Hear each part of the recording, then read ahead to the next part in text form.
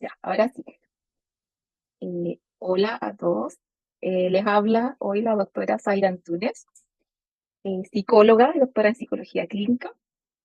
Y tenemos a nuestra invitada, que es la doctora Ana Barrera Herrera, que es psicóloga, magíster y doctora en psicología, graduada de la Universidad de la Frontera y actualmente es profesora asistente del Departamento de Psicología de la Universidad Católica de Temuco.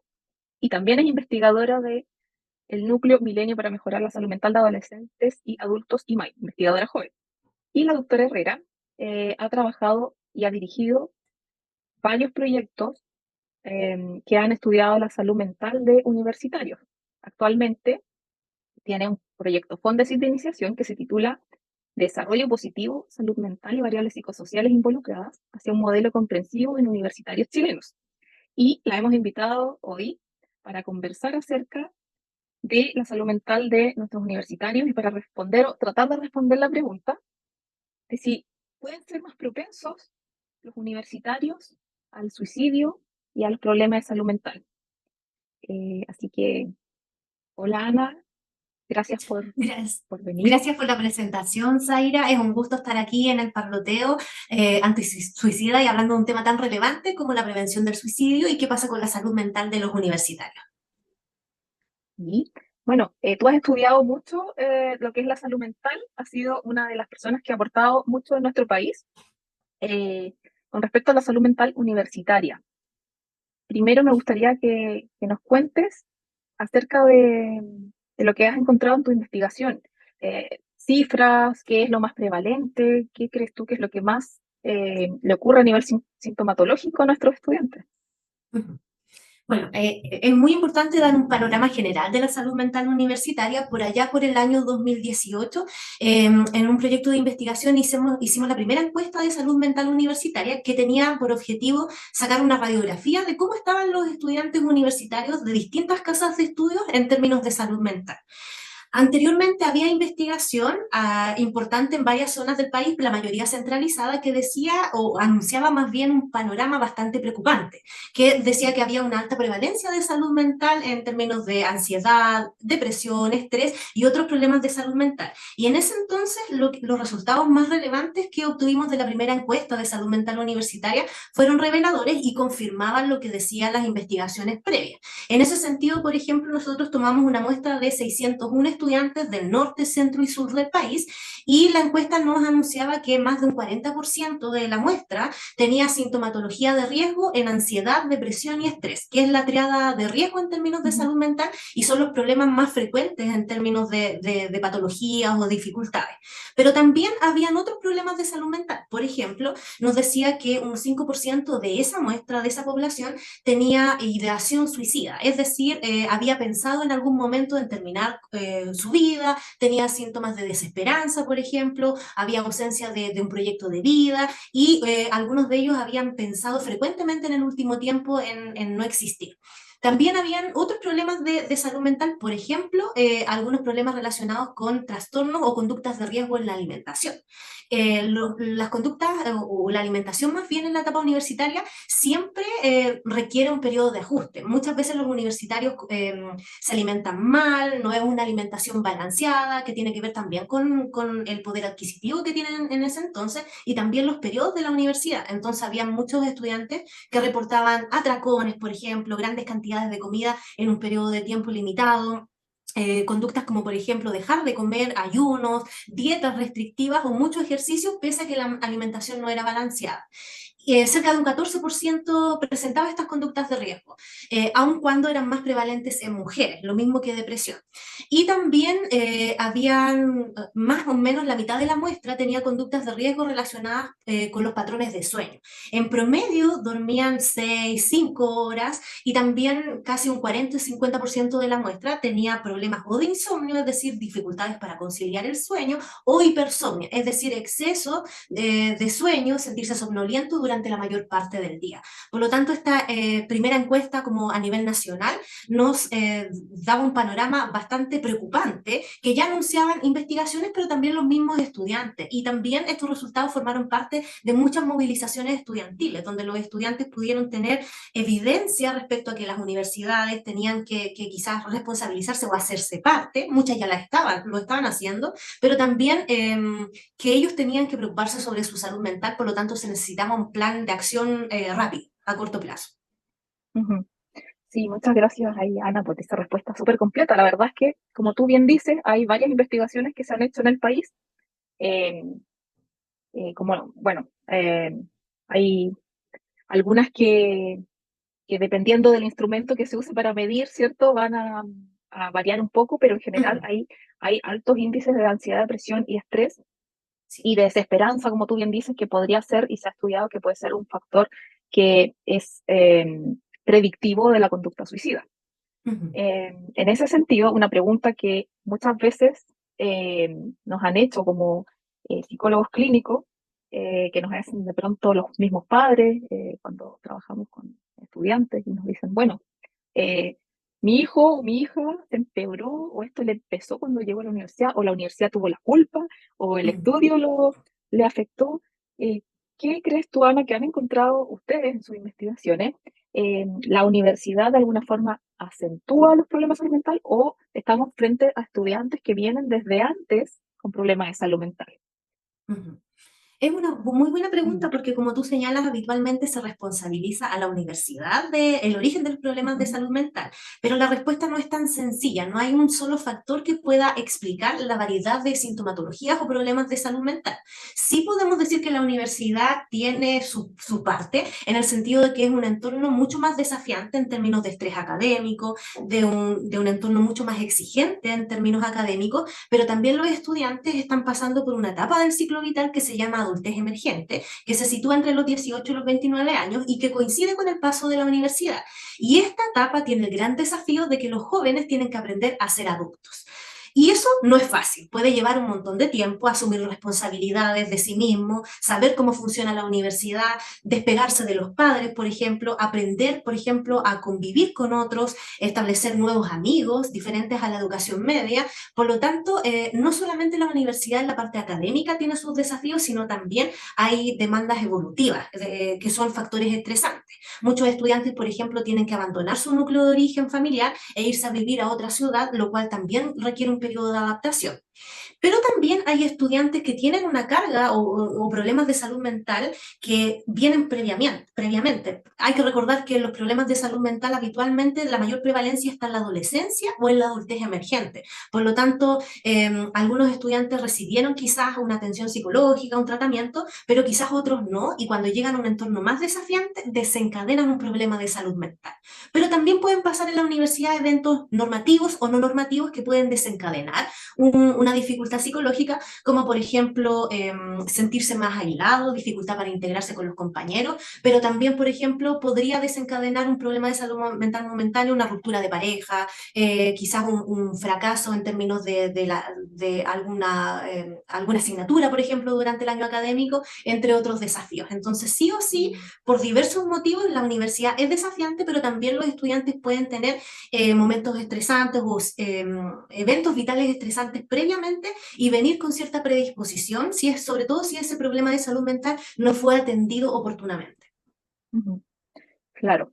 Entonces, ¿crees tú que en base a lo que me comenta, o sea, estas últimas dos preguntas y la conversación que se está dando, ¿crees tú que la salud mental de nuestros jóvenes, de nuestros estudiantes de educación superior, de alguna forma se ha ido empeorando o se ha visto más afectada en los últimos años?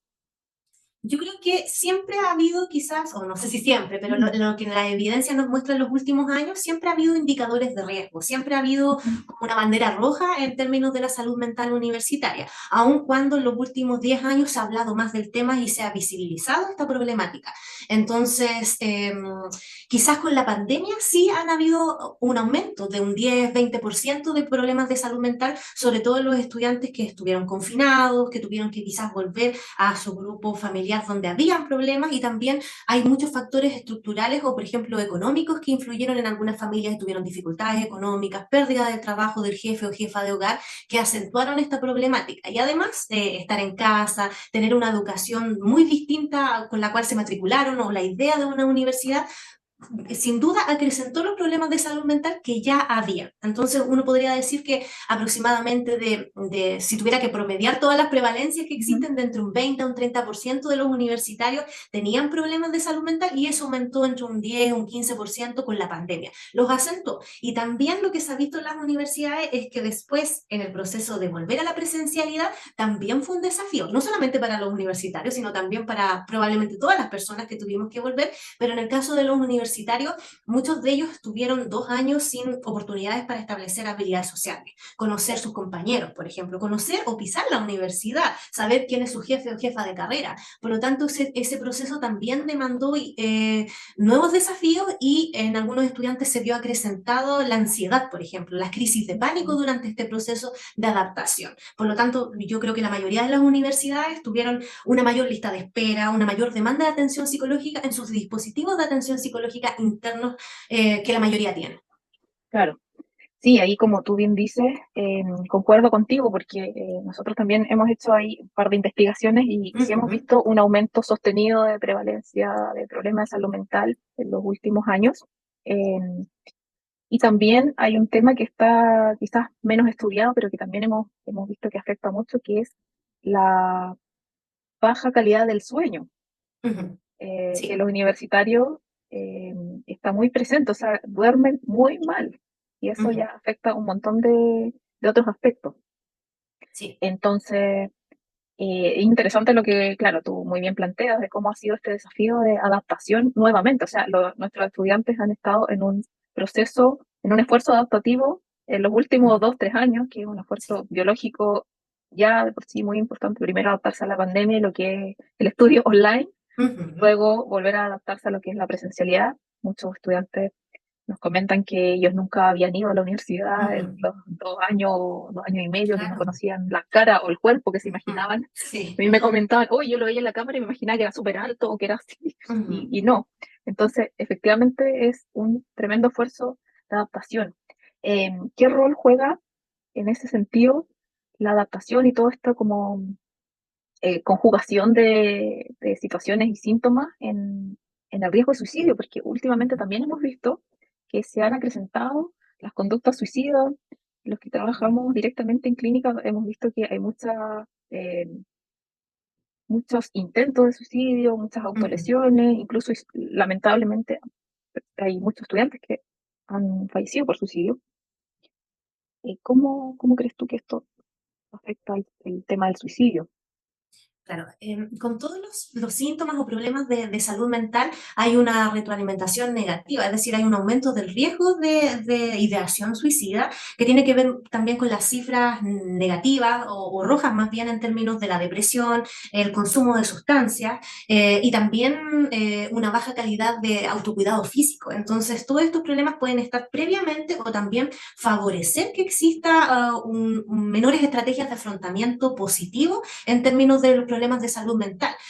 Y además con la pandemia, como no han habido tantas oportunidades de interacción social o para buscar, por ejemplo, amistades, relaciones de apoyo, finalmente cuando los estudiantes, las personas están más aislados, pues ese es un factor que también puede promover un mayor riesgo suicida. Por lo tanto, este escenario pre y post pandemia puede generar quizás cierto aumento en términos de que los estudiantes realicen lamentablemente un intento de contratentar contra su vida, aun cuando quizás algunos solo no lo intenten y lo planifiquen o solo está la idea, igual afecta negativamente su salud mental.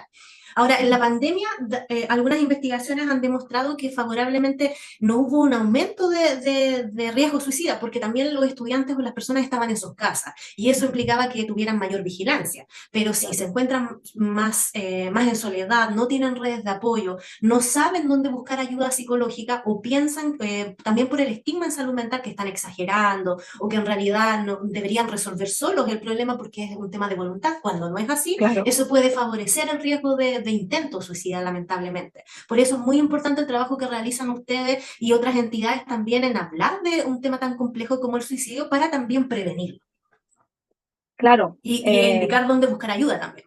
exactamente. Nosotros como bueno, Fundación OPA para la Prevención del Suicidio también hemos realizado en el último tiempo varias capacitaciones Ujú. eh, en un ámbito de salud, educacional, etcétera, y también nos damos cuenta que hay muchos mitos con respecto al suicidio, como por ejemplo el mito de mejor no hablar de esto porque así no se le da ideas o no se Claro. abre el tema, pero sabemos que Ujú. es todo lo contrario. Mientras más hablemos, obviamente, hablando desde una perspectiva eh, informada y asertiva, vamos a Ujú. prevenir mucho más el suicidio, que hoy en día, como tú decías, muy bien. Eh, Está viniendo quizás todo el rebote, por decirlo de alguna forma, de Ujú. lo que fue la salud mental en pandemia. O sea, claro, Sí. quizás en pandemia la salud mental empeoró mucho, pero no hubo tanto intento de suicidio por la vigilancia que tú dices, que la gente estaba en su casa, pero ahora están volviendo a estudiar Ujú. solos, están volviendo a trasladarse, a adaptarse a nuevas Ujú. ciudades. Entonces ahí viene una sumatoria de factores que pueden o pueden ya estar precipitando varias conductas suicidas, que es lo que nos Ujú. preocupa. Ahora, vamos a hablar también de la parte positiva. ¿Cómo Ujú. podemos prevenir esto? Que también tú estás trabajando ahora en un proyecto, con decir, muy interesante, que tiene que ver con esta otra parte de, Sí. bueno, tú nos cuentas del desarrollo positivo. ¿Cómo podemos prevenir también estas conductas suicidas y en general los problemas de salud mental? Ujú. ¿Qué nos puedes Claro. contar? Quizás para quienes no están tan familiarizados con el término, el desarrollo positivo es un concepto que viene desde la psicología positiva y tiene que ver con destacar o potenciar los recursos y potencialidades que puede tener cualquier persona durante el proceso de desarrollo de su vida. Ha sido más estudiado en adolescentes, porque ahí se pone el foco de que están en un periodo de formación, de descubrimiento de su identidad, desarrollo de su identidad. Sin embargo, en la adultez emergente también, y en toda edad hay un potencial de desarrollo positivo donde podemos seguir creciendo, ser resilientes y participar y hacer una contribución a nuestra comunidad, por ejemplo, más cercana y potenciar nuestro bienestar y nuestra satisfacción con la vida. Eh, este concepto quizás ha sido más estudiado en adolescentes y ahora recién en los últimos años se ha visto que sí, los jóvenes o adultos emergentes también tienen un potencial de desarrollo y hay un modelo australiano que dice que hay ciertos componentes que promueven el desarrollo positivo. Por ejemplo, la competencia social, que tiene que ver con nuestras habilidades sociales, que son necesarias en el trabajo, el estudio para la vida, en realidad. También, por ejemplo, la satisfacción con la vida, que es la evaluación subjetiva que realicemos de cuán satisfechos estamos con nuestra vida en todo ámbito. Pero también hay algunos componentes que tienen que ver con nuestra sociedad. Por ejemplo, la tolerancia y el respeto con los otros, por ejemplo, con nuestros pares, con nuestros migrantes, con las minorías de todo tipo. También la acción y compromiso cívico. ¿Cuán ciudadanos somos en términos de si, por ejemplo, participamos de las votaciones, si participamos en la universidad, si nos hacemos parte de ciertas causas, como por ejemplo la Teletón? Entonces, cuando elegí este modelo me gustó porque tiene esta otra parte del compromiso social y la participación ciudadana. Entonces, a mí me parece que muchas veces desde la adultez emergente o muchas veces desde la universidad, los jóvenes están tan focalizados en lo que cuesta o en el estrés que muchas veces se olvidan de que ellos sí pueden tener sus recursos personales para hacer frente a las demandas de la vida. Incluso no solamente ellos se olvidan, sino que a veces hay cierto prejuicio desde la sociedad hacia los jóvenes en términos de que no están ni ahí, o son distintos, o no los entendemos, o están llenos de patologías, pero cuando hablamos de salud mental también hay un componente de bienestar, de desarrollo positivo. Entonces, la idea de la investigación es visibilizar estos recursos y potencialidades en los adultos emergentes que pueden favorecer una mejor salud mental y a su vez prevenir el riesgo suicida, por ejemplo. Si un estudiante sabe que puede ser competente, que tiene habilidades sociales o que puede desempeñarse mejor o tener mayor satisfacción social, por ejemplo, que puede tener un apoyo significativo de los amigos o de la familia, probablemente va a estar más empoderado o va a sentir que tiene un escudo para afrontar las dificultades académicas en el tiempo de la universidad o después en el tiempo cuando se enfrente a su ambiente laboral, a su primer trabajo, por ejemplo. Entonces queremos ver cómo funciona ese modelo, pero de todas formas, más adelante quiero ligarlo con la salud mental, el rendimiento académico, que son variables relevantes en este periodo vital.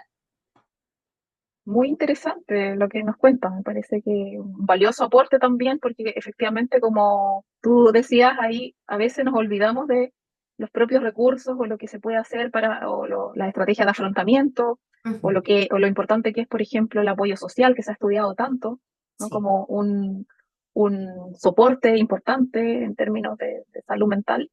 Entonces, es muy interesante. También ahí tú mencionabas, ¿no? Otros aspectos que tienen que ver con el autocuidado que a veces están bien abandonados en Chile, ¿eh? Como por ejemplo sí. el deporte, que sobre todo en Ujú, el sur, ¿no? Porque llueve y ya hay excusa ujú, para no salir y no ujú. mojarse y mejor quedarse en la casa. Y eso también lo hemos conversado en otros podcasts ahí del parloteo antisuicida, como en la salud física y mental se ven tan influenciadas por lo que es el deporte, por ejemplo. Em, Exacto.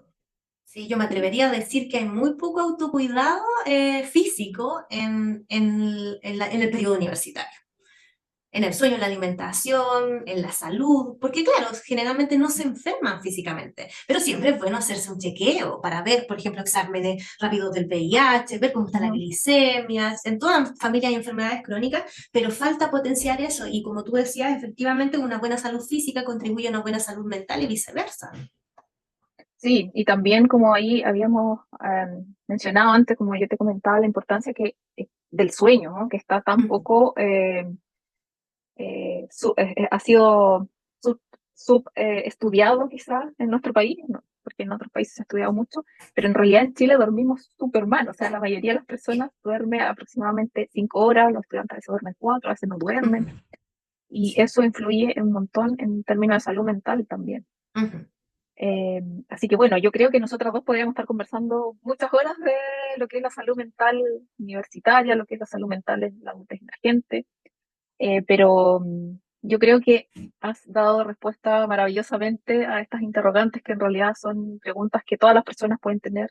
Y la idea del parloteo antisuicida justamente también es acercar la salud mental a la comunidad, ujú, que cualquier persona pueda escuchar en Spotify este podcast, este parloteo, que busca más que nada generar conciencia, informar, también educar acerca de lo que es la salud mental, la prevención del suicidio. sí. Eh, Así que en algún momento te vamos a volver a invitar probablemente. Encantada. Te vuelvo a dar las gracias por esta excelente conversación que hemos tenido tan agradable y con tantos datos y aspectos que son basados en la experiencia, ¿no? No es como que a uno se le ocurra decir algo, sino que también están basados empíricamente en la Ujú. investigación y en la experiencia, que son dos ejes muy importantes. Así que el nombre de OPA, que es el Centro y Fundación que se dedica a observar, proteger y aprender, dedicada a la prevención del suicidio, te damos las gracias. Aquí la doctora Ana Barrera, eh, de la Universidad Católica de Temuco. Te agradecemos y esperamos que nos volvamos a encontrar. Sí, muchas gracias por la invitación, Zaira. Encantada de venir en otra oportunidad y es muy saludable seguir hablando de salud mental, así que ojalá este podcast lo escuche mucha gente y también se interese por el trabajo que realizan ustedes en la prevención de una temática tan importante como el suicidio. Gracias.